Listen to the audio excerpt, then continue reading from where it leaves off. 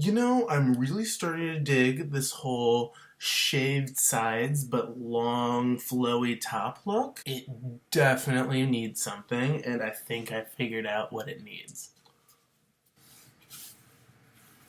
Yeah, this isn't what I need.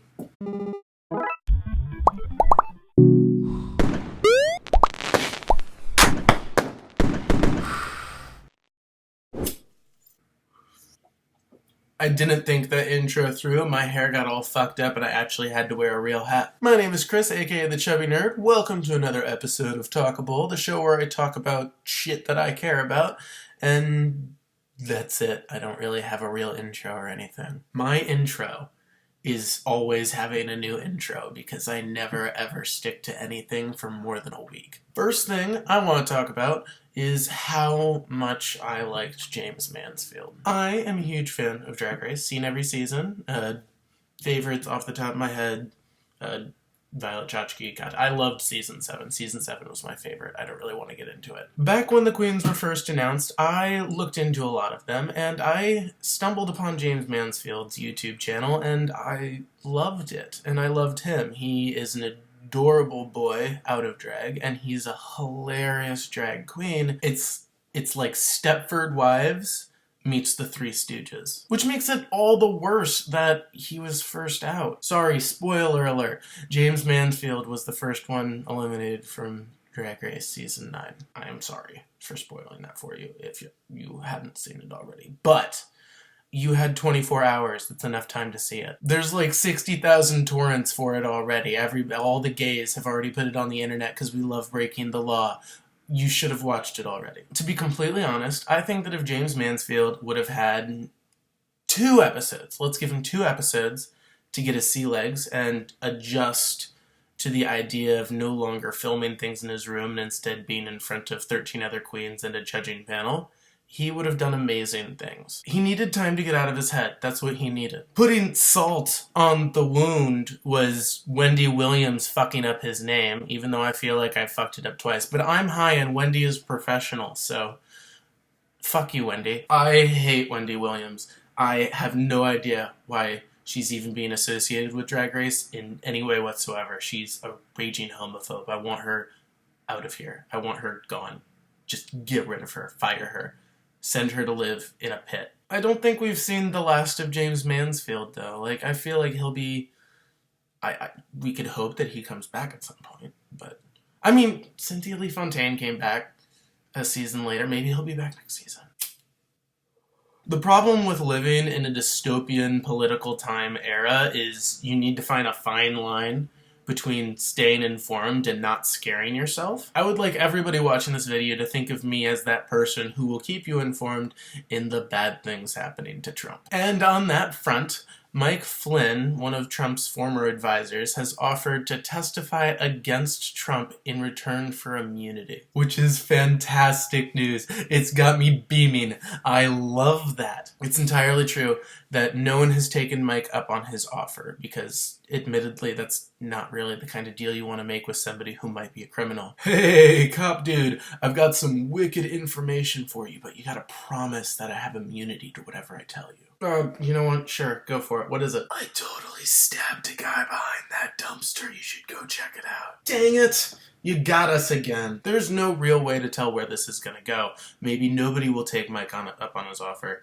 Maybe Fox News will take him up on his offer and they'll paint it as terrible slander for Donald Trump. Yeah, that sounds right. Slander for Trump. Maybe Trump will offer to testify. That would be weird. Wow, that might happen. That's actually all I want to talk about in the whole wide world of news. Let's talk about me. I've been working at the gas station for a year now, and it was time for a really nice vacation, something really extravagant. It's time for that, but instead I'm going to go to a music festival and then a drag convention. Me and class are never in the same boat. Women in class first, and Chris will swim behind. So yes, I will be taking a trip to Coachella first off. From the 20th to the 24th, I will be gone, and I will be recording the entire thing, putting it all up here so that you guys can enjoy my viewpoint. Anybody who cares at Coachella will be watching the live shit, so I can only assume that you'll come and watch mine afterward to see what I was doing. Maybe I'll meet a celebrity. Maybe I'll just get really stoned and listen to music.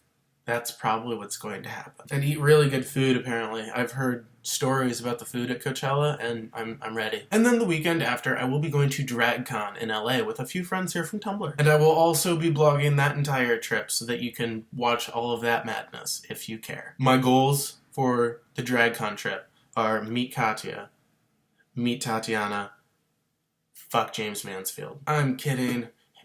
Honestly, both weekends should be a lot of fun, and I'm really excited for a break from work, so I hope you guys tune in.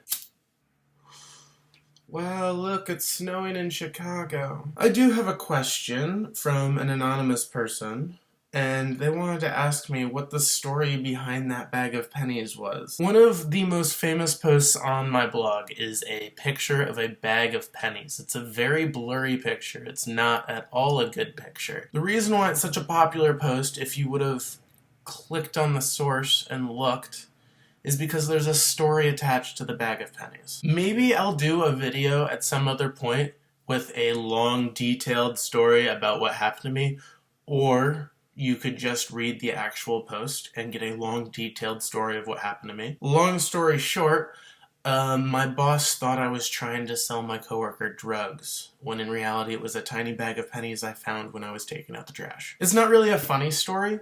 It's actually kind of a fucked up story, and the reason that that post is so popular is because that is a fucked up story. It's a super fucked up story.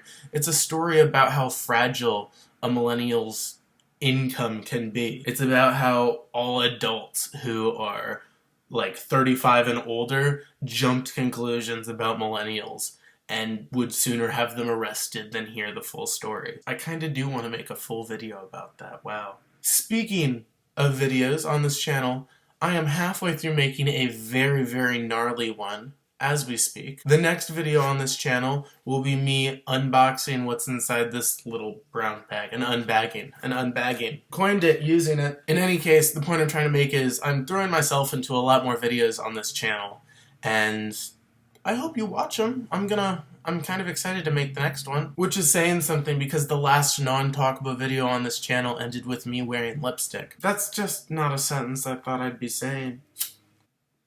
Anyway, I think that'll be it for this Talkable. Thank you for watching. I hope you liked this 5 minutes of me talking about whatever the fuck I want. Subscribe if you like. There's a button down there for it. I don't have one of those fancy buttons I could put over my face yet. I'm not that famous or talented. Alright guys, I will see you whenever I see you.